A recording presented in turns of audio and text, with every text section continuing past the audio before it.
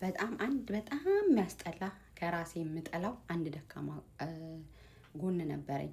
ያም ደካማ ጎን ምን እንደሆነ ታውቃላችሁ? ሰዎችን ለማሳመን በጣም የምጥረው ነገር በጣም በራሴ እንድናደድ ያደርገኛል።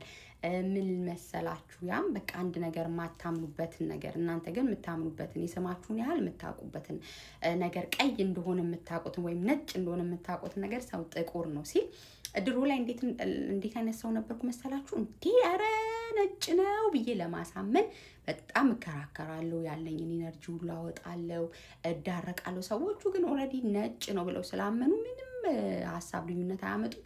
ፋይናሊ እኔ እናደዳለሁ ወይም ነገረኛ እባላለሁ ወይም በንግግር አስቀይማቸዋለሁ ወይም ያስቀይሙኛል። ለማይሆን ኮንቨርሴሽን ያችን ታይሜን ሰዓቴን ይወስድብኛል ማለት ነው።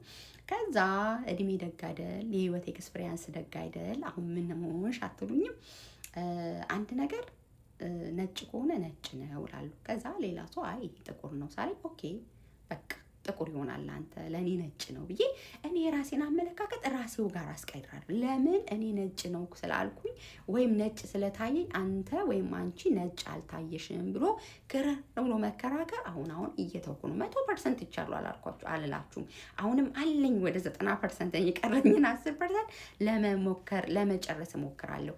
ያ ለምን ይጠቅማችኋል መሰላችሁ? ሰዎችን መቀየር አትችሉም። ማንንም ሰው መቀየር አትችሉም። አይደለም የውጭ ሰው አይደለም በውጭ ግንኙነት ያላችሁን ሰው አብሯችሁ የሚኖር ባላችሁን የወለዳችኋቸውን እናንተ ሆድ ውስጥ የነበሩ ልጆችን መቀየር አትችሉም። መቀየር የምትችሉት ራሳችሁን ብቻ ነው። ማሳመን የምትችሉት ራሳችሁን ብቻ ነው። ሌላውን ሰው ለመቀየር፣ ሌላውን ሰው ለማሳመን፣ ሌላውን ሰው መንገድ ለማሳየት ስትዳክሩ እናንተ ኤነርጂያችሁን ትጨርሳላችሁ፣ አቅማችሁን ትጨርሳላችሁ። እነሱም ላይቀየሩ እናንተም ላትቀየሩ መጨረሻ ላይ መሳሳብ መጋጋጥ ነው የሚጠበቅባችሁ እና ሶ ዋይ ናት ለምን በቃ።